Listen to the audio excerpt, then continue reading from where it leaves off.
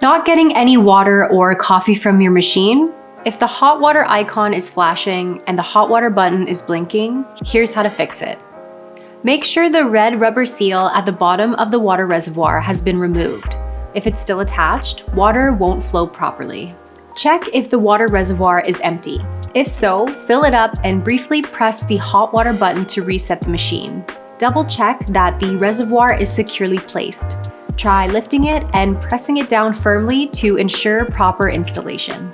If the coffee grounds are too fine or tightly packed, they can block water flow due to excess pressure buildup. Try these adjustments.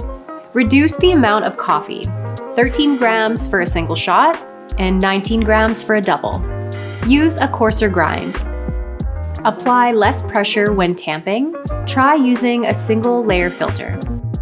If these steps don't resolve the issue, contact Casabrews customer support for further assistance.